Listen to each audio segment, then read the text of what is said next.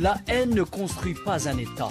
Mais la paix construit des nations. Grand angle, Analyse et commente les événements en Afrique. une meilleure compréhension des problématiques sécuritaires en Afrique.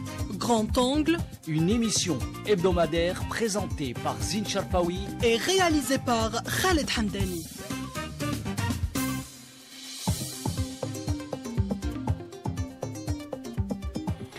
Bonjour chers amis auditrices et auditeurs d'Ifriqiya FM, nous sommes le mardi 21 janvier 2025, bienvenue dans Grand Angle, une émission destinée à analyser l'actualité africaine et mondiale.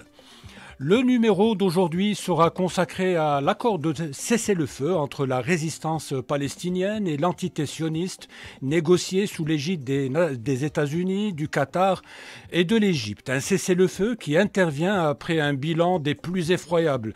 Alors le numéro d'aujourd'hui est intitulé « La résistance palestinienne fait plier l'entité sioniste ». Un cessez-le-feu entre la résistance palestinienne et l'entité sioniste est entré officiellement en vigueur dimanche 19 janvier.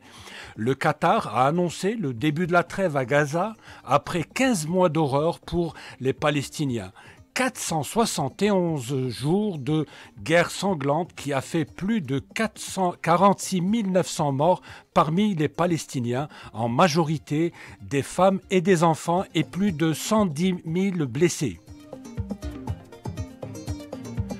Le bilan de cette guerre serait de 100 000 morts selon le rapport américain Cost of War et de 186 000 morts selon la revue britannique The Lancet. Depuis octobre 2023 jusqu'à dimanche matin, l'entité sioniste a bombardé sans relâche l'enclave palestinienne, décimant une partie de sa population. Les hôpitaux, les écoles, les routes, les habitations, les réseaux d'adduction d'eau potable ont été totalement ou partiellement endommagés par les bombardements de l'armée sioniste. Selon l'ONU, 36 hôpitaux sur 36 hôpitaux, seuls 16 fonctionnent partiellement. Le génocide du peuple palestinien a commencé en réalité il y a 76 ans. Ce qui pourrait être en train de s'achever n'est qu'une phase particulièrement intense du génocide. Malgré le déchaînement de haine et de violence de l'entité sioniste, le peuple palestinien tient bon. Il vient de donner au monde une grande leçon de courage et de résistance. En quoi consiste l'accord entre la résistance palestinienne et l'entité sioniste? Quelles leçons retenir du conflit qui a eu pour théâtre Gaza? Peut-on parler de victoire de la résistance palestinienne? C'est ce dont nous allons débattre dans le numéro de Grand Angle d'aujourd'hui. Pour en parler, il y a avec nous en direct depuis Bruxelles, Michel Collomb, spécialiste de l'analyse de la propagande de guerre et de la communication et de la désinformation médiatique et développe dans plusieurs de ses livres le concept de médias mensonges ou mensonges relayés par les médias qui ne sont, d'après lui, que la voix des pouvoirs économiques, financiers ou politiques, des organes de propagande manipulant l'opinion, notamment pour justifier l'entrée en guerre d'un pays contre un autre. Il y a par ailleurs avec nous Moukrana Touarabi, journaliste politique, consultant de notre émission. Notre confrère Moukrana Touarabi travaille beaucoup sur les questions de sécurité en Afrique. Nous serons également accompagnés dans cette émission par Rima Rouibi, enseignante universitaire et spécialiste des médias. Bonjour à vous. Bonjour Zine, bonjour Mokrani, bonjour Monsieur Collomb. Alors, avant de commencer le débat, je vous invite à écouter Khalil El-Hayya, chef de la délégation du mouvement Hamas aux négociations qui ont abouti à la trêve le 19 janvier dernier. نستذكر كذلك المواقف المضيئة لكل الدول التي وقفت معنا في مختلف الميادين ونخص الإخوة في تركيا وجنوب أفريقيا والجزائر وروسيا والصين وماليزيا وأندونيسيا وكل الدول التي وقفت مواقف مشرفة تساند الحق الفلسطيني وتساند المظلومين والمقهورين في غزة. Alors, bonjour Monsieur Michel Collomb, merci d'avoir accepté notre invitation. Michel Collomb, vous êtes avec nous? Je crois que nous avons perdu Michel Collomb. Nous allons essayer de le joindre. Je rappelle qu'il est en direct depuis Bruxelles, la capitale de Belgique. En attendant, Moukrana Torabi, bonjour. Alors, Moukrana Torabi, le mouvement Hamas est quand même sorti, vient de donner une grande leçon de courage au monde entier. Le peuple palestinien a affronté pendant 15 mois durant une guerre génocidaire qui a fait, comme je viens de le dire dans mon introduction, officiellement 46 000 morts selon le bilan du mouvement Hamas, mais selon des études américaines et britanniques, le nombre de victimes serait bien plus important. Il avoisinerait les 200 000 morts. Ça ne s'est jamais vu depuis en ce début du XXIe siècle. Oui, alors le peuple palestinien a donné une grande leçon de résilience et de courage. Oui, tout à fait, puisque tous les plans mis en place par l'entité sioniste finalement ont échoué grâce justement à cette force de résistance dont a fait preuve le peuple palestinien qui a refusé de quitter ses terres, comme l'aurait souhaité l'entité sioniste qui a mené en réalité une guerre d'épuration ethnique. L'objectif c'était d'exterminer la population de Gaza pour récupérer ses territoires, et grâce justement à cette résistance menée par le mouvement Hamas, on a vu que c'est l'entité sioniste qui a fini par plier sous la pression internationale. Oui. Voilà. Alors merci Moukrana Torabi pour ces éléments de réponse. Je crois qu'on vient de reprendre contact avec Michel Collomb. Bonjour Monsieur Michel Collomb. Michel Collomb, bonjour. Je crois que nous l'avons à nouveau perdu. Allô, Michel Collomb, vous êtes avec nous? Bon, nous allons essayer de régler un petit ennui technique qui nous empêche de rentrer en contact avec Michel Collomb. Nous allons essayer de le joindre à nouveau, mais en attendant, je vous ai coupé, Moukrana Torabi, dans votre oui. Raisonnement, si vous pouviez... Voilà, donc cette entité sioniste et son chef Netanyahou qui a promis justement de réduire à néant la résistance palestinienne, a finalement accepté sous, j'ai dit encore, non seulement la pression internationale, mais aussi sous une pression interne qui est la conséquence justement de cet engrenage de guerre dans lequel il a fait plonger toute cette entité. Oui. Et il s'est mis à table avec le mouvement de la résistance palestinienne qui, avant, le désignait comme une organisation terroriste à exterminer. Finalement, au bout de 15 mois, bien évidemment, la seule chose que l'entité sioniste a réussi, c'est justement de bien mériter le statut d'une puissance génocidaire qui a commis le plus grave génocide du XXIe siècle.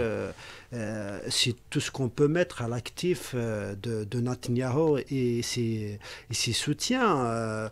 Que ce soit au niveau interne ou au niveau international. Aujourd'hui, encore une fois, la cause palestinienne a triomphé malgré l'ampleur des pertes humaines et des sacrifices consentis par ce vaillant peuple. Et aujourd'hui, on voit que le mouvement de résistance tient bien debout, et c'est avec ce mouvement que l'entité sioniste a signé cet accord de cessez-le-feu. Très bien, Moukrana Torabi. Alors, je crois que nous avons toujours du mal à entrer en contact avec Michel Collomb.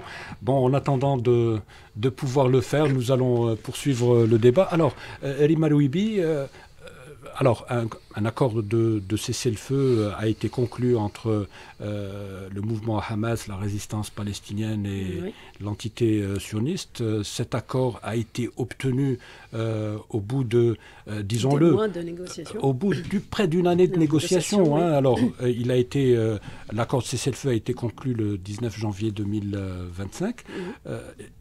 Pour qu'il soit signé, 3 heures de retard. pour que l'entité sioniste l'accepte, il a fallu que Trump tape du poing sur la table. Rima Louibi, est-ce que pourtant, c'est la même offre qui a été proposée par Biden 6 mois auparavant, c'est-à-dire le mois de mai dernier. Depuis le mois de mai. Oui. C'est-à-dire que je vous remercie d'avoir rappelé ce point qui est extrêmement important. Les bombardements auraient pu s'arrêter il y a 6 mois et on aurait pu éviter la mort de centaines de Palestiniens. On aurait pu, on aurait pu si l'administration de Biden aurait été aussi ferme que le dialogue, que le narratif de Trump. Mais est-ce qu'elle a vraiment voulu l'arrêt de la guerre, l'administration de Biden? Parce qu'on ne sentait pas vraiment qu'elle voulait que la guerre s'arrête. On n'a jamais vu une administration aussi alignée sur l'entité sioniste. Je dirais que oui, parce que Biden était assez complice. D'ailleurs, c'est ce qu'on reproche aussi à Blinken également, qui n'ont pas cessé de fournir des armes à Israël. C'est-à-dire, il aurait pu quand même arrêter de fournir les armes à Israël pour arrêter ce génocide.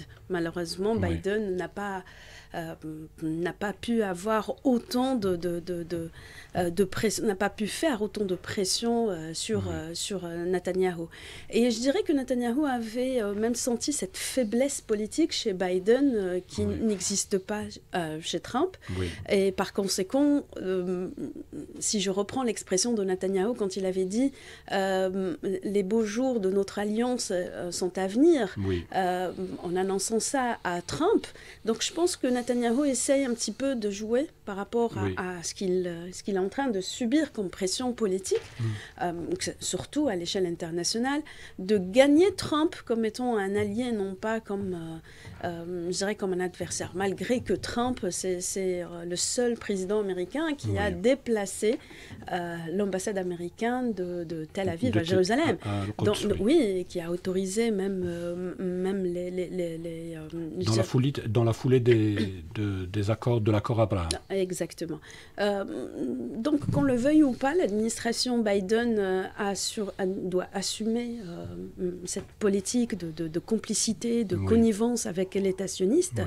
Et Trump bien que lors de son investiture, il avait dit « Je ne suis pas très confiant de cet accord du cessez-le-feu ». Mais néanmoins, elle a quand même imposé à Netanyahou un compromis, une pression politique qui aurait pu accepter il y a 6 mois. Pour vous, Madame Louibi, pourquoi Trump a insisté pour qu'il y ait un accord de cessez-le-feu le 19 janvier ?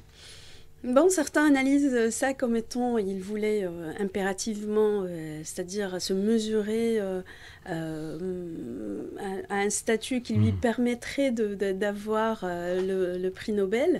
Mais je pense aussi qu'il essaie de s'imposer comme étant un acteur politique, parce qu'il s'est engagé en menaçant Netanyahou que s'il n'accepterait pas le cessez-le-feu, c'est toute la région qui va être embrasée.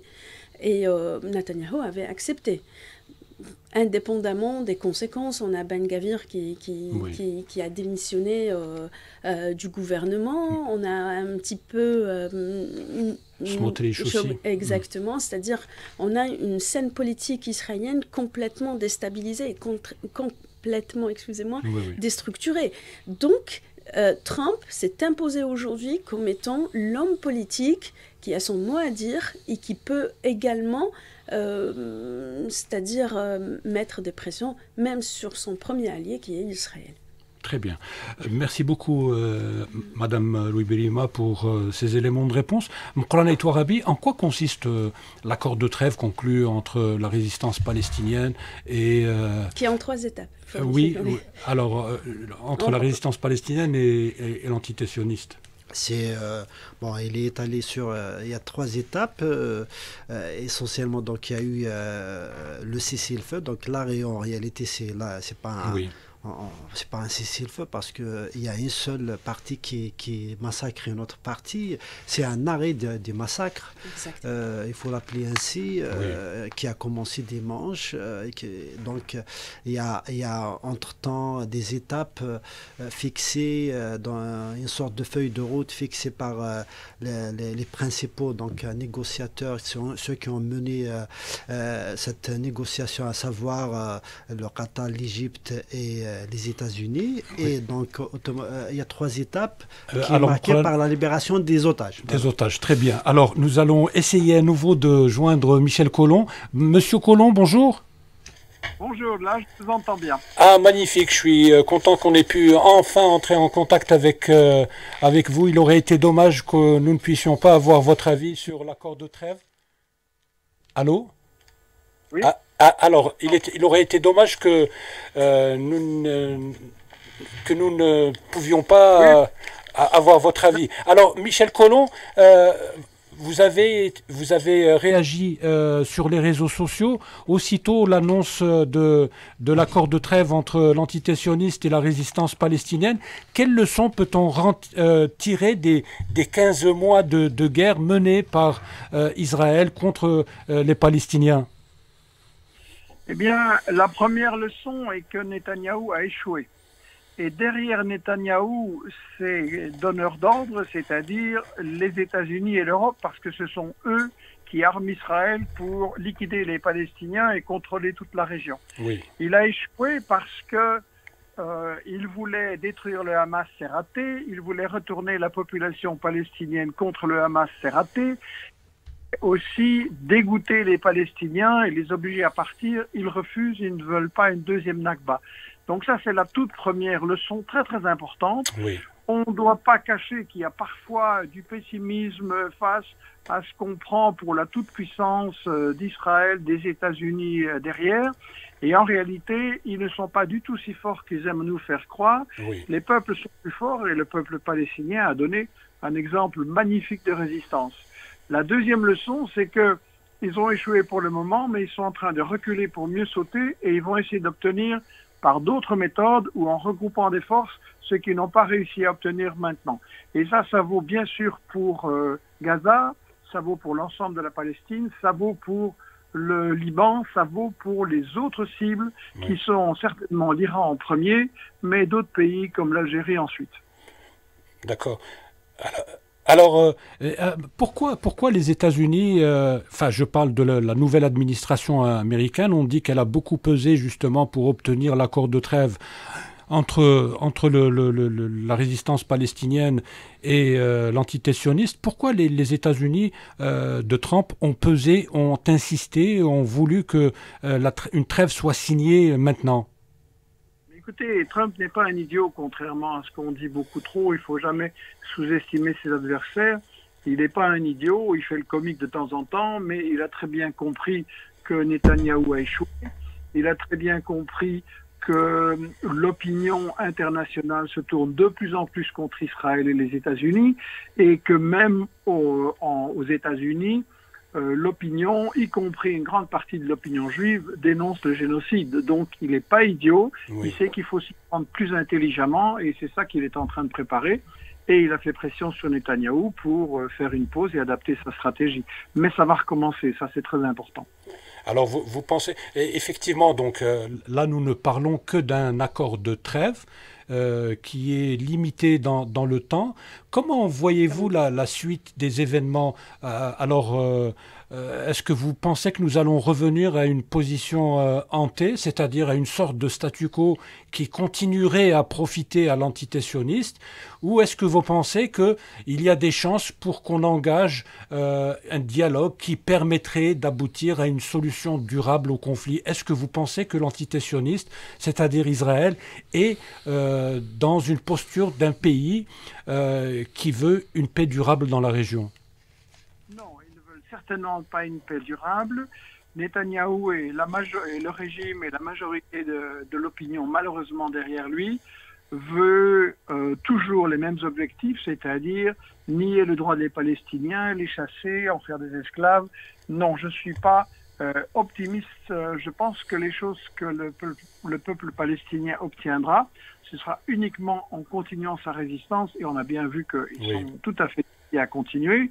On a vu les proclamations récentes de la résistance, et il doit absolument compter sur le soutien de l'opinion internationale dans le monde arabe, dans les pays du Sud, en Europe aussi, parce que les objectifs n'ont pas changé. Ils ne veulent pas la paix, ils ne sont pas prêts à un accord. Alors, vous parlez de communauté internationale. Comment, alors, appréciez-vous la posture de la communauté internationale durant ces 15 derniers mois de guerre génocidaire contre le peuple palestinien? On l'a vu quand même, il y a des actions qui ont été menées par l'Afrique du Sud, qui ont abouti à la saisine de la Cour internationale de justice. Donc des mandats ont été délivrés contre notamment Benjamin Netanyahou et certains de ses collaborateurs. La CPI a un peu bougé aussi. Il y a quand même un front qui s'est constitué et qui soutient les Palestiniens dans leur résistance, dans leur combat contre l'apartheid. Comment globalement évaluez-vous le soutien qui s'est tissé tout au long de ces 15 derniers jours? Oui, ça dépend ce qu'on entend par communauté internationale. Exactement. Si on entend la communauté des peuples, je me réjouis de voir tout ce que vous avez dit, et je dois ajouter que Saïd Bouamama et moi-même, nous sommes en train d'effectuer des tournées de conférences en France, en Belgique, en Suisse. Il y a énormément d'invitations, il y a beaucoup de gens qui viennent, et tout le monde nous dit il faut absolument résister, il faut élargir, renforcer les actions de solidarité ici. Donc ça, c'est très positif. Mais c'est la communauté des peuples. Et la communauté des dirigeants occidentaux continue son arrogance et ses manœuvres. On a vu les proclamations de Macron sur le Liban. Il n'a rien compris, ou plutôt il ne veut rien comprendre. Et là, il est toujours en train d'essayer d'imposer la logique coloniale. Et donc, il faut savoir, les ennemis restent avec leur stratégie, et ils ne vont reculer que si nous les obligeons à reculer, c'est-à-dire si le coût de leur politique coloniale devient plus cher que ce que ça leur rapporte. Oui, alors je ne vais pas abuser de votre temps, je sais que vous avez beaucoup de rendez-vous aujourd'hui. Alors, une avant-dernière question, Monsieur Michel Collomb, si vous le voulez bien. Alors, le mouvement Hamas, il faut le reconnaître, Michel Collomb est quand même affaibli, mais il est loin d'avoir été éliminé comme le souhaitait l'entité sioniste. Certes, le mouvement Hamas a été affaibli militairement, ses principaux dirigeants, Ismaël Haniyeh, Mohamed Deif ou Yahya Sinwar ont été assassinés, mais ils résistent encore face aux forces israéliennes, comme on l'a vu ces dernières semaines dans le nord de la bande de Gaza. D'où est-ce que le mouvement de résistance palestinien tire-t-il sa force, Michel Collomb? Eh bien, ce que vous dites là est très très important. Il ne faut pas voir dans les mouvements de résistance une émanation d'une personne ou de quelques dirigeants. Ce sont des mouvements populaires, ce sont des mouvements de masse. Avant les dirigeants que vous mentionnez, il y en a d'autres qui ont aussi été assassinés, et il y a eu la relève, et elle viendra encore. Je lisais hier un rapport d'un responsable du renseignement israélien qui disait « On n'a pas détruit le Hamas, ils vont remettre en place leur bataillon, ils vont trouver de nouveaux combattants. » Il est évident qu'avec tout ce qu'Israël et l'Occident ont fait, ils mobilisent formidablement la jeunesse palestinienne, et elle va revenir au combat. Et ce responsable faisait même un parallèle avec le Vietnam, vous voyez. Au Vietnam, les États-Unis avaient une puissance de feu écrasante, donc ils ont gagné une série de batailles, ou en tout cas ils n'ont pas perdu, mais à la fin c'est quand même eux qui ont perdu et qui ont dû partir. Exactement. Et donc je crois que la Palestine va être le nouveau Vietnam des États-Unis et de l'Occident, Et il y aura encore des coups durs, il ne faut pas être dans l'optimisme béat, mais je suis convaincu que ça va être le cimetière de l'impérialisme occidental. Alors, merci beaucoup Michel Collomb. Une toute dernière question, si vous le permettez, elle n'est pas très longue. Alors, convenez, Michel Collomb, que la résistance palestinienne tient bon, elle donne des leçons de courage et de résilience au monde entier. Bon, il y a quand même cette résistance palestinienne est fragilisée par le fait que les Palestiniens n'arrivent pas à réunifier le rang. On a d'un côté le mouvement Hamas, on a de l'autre côté l'autorité palestinienne et le Fatah. Est-ce que vous pensez qu'aujourd'hui, il est temps d'aller vers une union sacrée qui permettrait aux Palestiniens d'être plus forts dans leur confrontation avec l'état d'apartheid qu'est l'entité sioniste? Mais bien sûr que les Palestiniens ont besoin de leur unité. C'est pas à moi à leur donner des leçons sur comment il faut y arriver. Oui. À Pékin, il y a eu une belle réunion qui a rassemblé toutes les tendances pour justement cette unité contre l'occupant. Je constate avec regret que certains ne jouent pas le jeu. Oui. Je crois que là aussi, c'est aux Palestiniens à faire le ménage, si j'ose dire. L'opinion internationale a un rôle à jouer en insistant sur le fait que il y a un ennemi, c'est Israël, c'est l'Occident derrière lui, Oui. et tous les Palestiniens, quelles que soient leurs convictions, doivent s'unir. Je souligne qu'à Gaza, il n'y a pas que le Hamas, Oui, il y a le il y a d'autres factions. FDP, ce sont aussi des combattants, ils sont marxistes, ils sont laïcs, il y a encore d'autres milices, et toutes ces milices ont participé au 7 octobre, ont continué la résistance maintenant, c'est l'exemple à donner. Je pense qu'il faudra faire une pression pour que Israël relâche les otages qu'il détient. Il y a dans les prisons des gens de toute tendance, y compris du Fatah, qui sont beaucoup plus combatifs, qui ne vont pas collaborer Vous pensez à Marwan Barghouti qui fait consensus entre toutes les factions palestiniennes pratiquement. Voilà, il faut absolument que tous les prisonniers soient libérés. Je suis sûr qu'alors on trouvera dans toutes les tendances les forces capables de construire un front qui va, comme je le disais, porter un coup vraiment décisif à l'impérialisme occidental et que la Palestine soit son cimetière. Merci beaucoup pour votre gentillesse. Merci de nous avoir donné de votre temps pour participer à ce numéro de Grand Angle. Merci beaucoup, Michel Collomb. Avec plaisir et tous mes souhaits pour le peuple algérien. Merci à vous, prenez soin de vous et au plaisir de vous retrouver.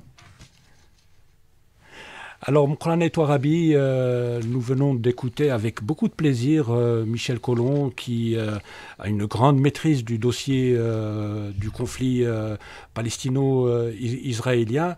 Donc, pour Michel Collomb, la lutte, la résistance doit se poursuivre puisque cet accord est un accord de toute manière éphémère et qu'il risque de, une fois terminé, de nous faire revenir à la situation hantée qui est celle d'un statu quo où l'entité sioniste va continuer le processus de grignotage, de colonisation des territoires palestiniens occupés. Tout à fait. De toute manière, il n'y a que la lutte qui paye, j'ose dire, en fait.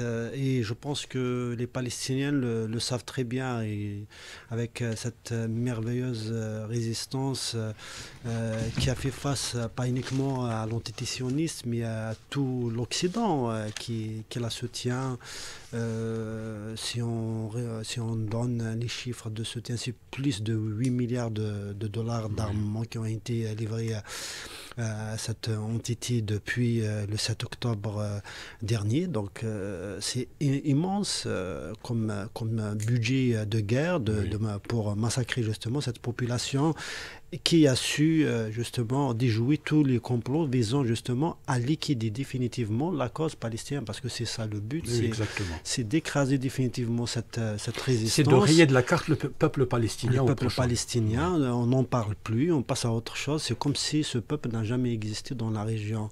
Et aujourd'hui, plus que jamais, la cause palestinienne, elle est sur la table au niveau de l'ONU et au niveau de l'opinion internationale. Longtemps oublié effectivement et tout, mais là elle revient en force sur la scène internationale. Ce cessez-le-feu ne constitue qu'une première étape d'une longue lutte qui va se poursuivre avec les Palestiniens, avec le soutien de tous les peuples libres et pris de liberté, oui. Et pris de liberté qui sont là à accompagner ce peuple dans sa lutte jusqu'à ce qu'il y ait un État palestinien à part entière reconnu au niveau de l'ONU et qui existe aussi réellement sur le terrain, conformément aux revendications et à la volonté du peuple palestinien.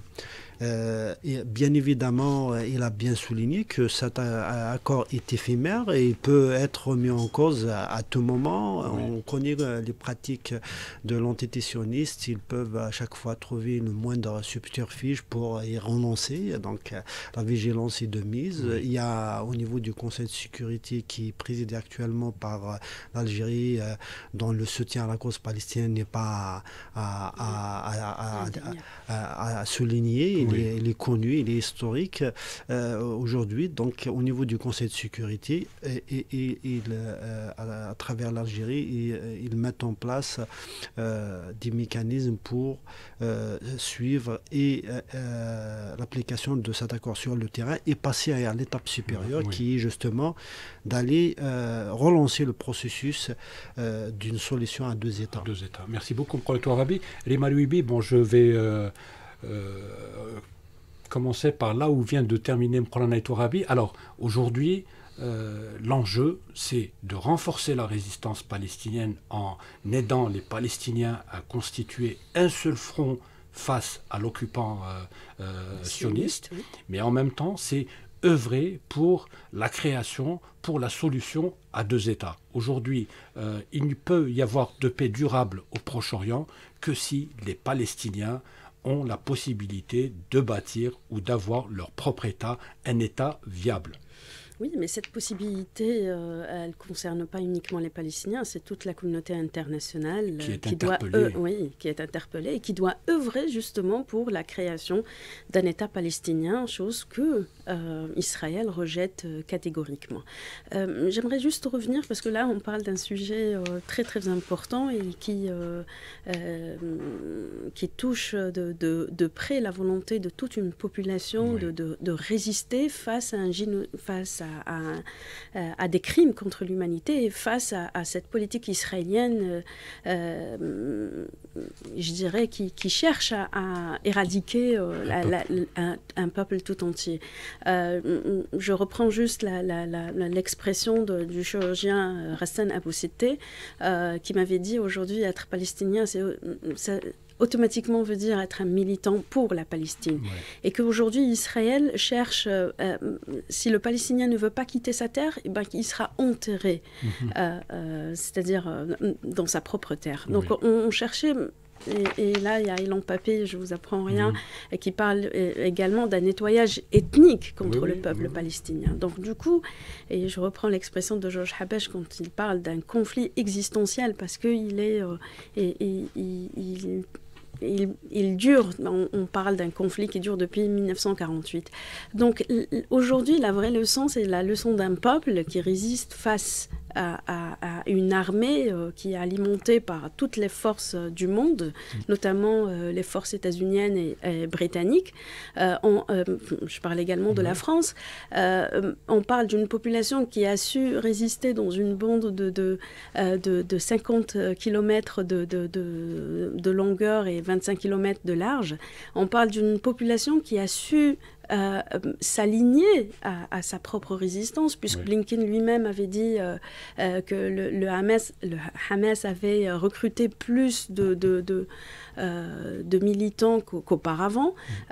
Et c'est une population dont n'a plus rien à perdre. Mais bon, c'est aussi un narratif dont il faut se méfier quand Blinken dit que Hamas n'a jamais autant recruté que durant ces 15 mois de génocide. Mais excusez-moi, ça peut aussi justifier de futures guerres. Oui, pour les Israéliens. Israéliens, oui.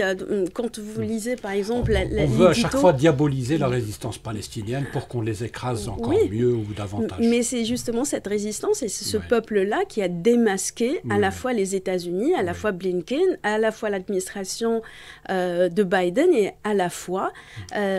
à la fois Israël. Quand vous lisez l'édito du J-Post qui vous dit Israël, c'est la lumière contre the darkness, contre l'obscurité, à un moment donné, on se dit jusqu'où va cette entité sioniste dans ses mensonges. À la base, les crimes contre l'humanité sont basés, c'est-à-dire ont été masqués par des mensonges. On voit le porte-parole de l'armée sioniste qui prenait la liste des médecins comme étant la liste des militants. Donc, je pense aujourd'hui, il faut se focaliser à la fois, vous avez raison quand on dit qu'il faut se méfier par rapport à l'exploitation du narratif de certains. On parle de l'ancien secrétaire on parle de Blinken, l'ancien secrétaire d'État américain. Donc, vous voyez, on dit déjà ancien. Et je pense aujourd'hui, qu'on le veuille ou pas, la résistance palestinienne a obligé Netanyahou à céder aux négociations et à prouver à la communauté internationale, à prouver aux États-Unis, à prouver aux Européens que seule la libération des otages passe par des négociations et non pas par des opérations militaires. Permettez-moi juste de rajouter un point, Zine, c'est qu'aujourd'hui, la résistance palestinienne a prouvé également que le syndrome Shalit, qui consiste à un engagement par rapport aux soldats israéliens, à leur armée, est toujours d'actualité. Et là, je reviens à l'article Ben Caspit qui a été publié à Haaretz en 2011, qui avait justement mis en exergue comment des soldats, à l'instar de Shalit, qui n'a pas su se défendre, contrairement à une résistance qui est là pour défendre sa terre, qui est là pour sa libération, qui est là justement pour imposer l'initiative et la seule solution qui est la solution de deux États. En dépit du gouvernement Netanyahou. Très bien, merci beaucoup Rima Louibi pour tous ces éléments. Mqorana et Touarabi, il nous reste 5-4 minutes. Nous n'avons pas parlé, beaucoup parlé de Gaza. Alors, un accord de trêve a été signé le 19 janvier. C'est un accord qui est constitué de 3 phases, donc libération d'otages ou de détenus de part et d'autre, entrée de l'aide humanitaire dans Gaza. Mais la trêve a été signée et on découvre un territoire, les armes se sont tues et on découvre un territoire complètement dévasté. Tout à fait. Si on se tient au bilan qui sont provisoires, fournis par des agences de l'ONU, notamment l'Office des Nations Unies pour la coordination des affaires humanitaires sur place, 92% des maisons ont été détruites. Oui, c'est un champ de ruines. Il n'y a plus rien à Gaza. En réalité, les gens commencent à revenir, mais ils n'arrivent même pas à situer l'endroit où se trouvait leur maison, tellement tout a été rasé. Et des dizaines de milliers de détenus, de disparus. De là, aujourd'hui, on parle de presque 47 000 morts recensés. Oui. Mais le reste, c'est à venir parce qu'on va découvrir encore des centaines, voire des dizaines de milliers de dépouilles de Palestiniens ensevelis sous les décombres. Certainement. Les estimations sont basées sur des critères scientifiques. Aujourd'hui, un bilan humain des plus effroyables, des plus désastreux. Tout à fait. Des infrastructures complètement ravagées et détruites. Voilà, donc vous avez plus... il faut, selon des estimations des experts de l'ONU, il faudrait 14 années pour dégager les décombres. C'est énorme. Dégager les décombres, 14 années de travail sans relâche. Donc ça illustre un peu l'ampleur du désastre. Tout le système de santé de Gaza a été détruit.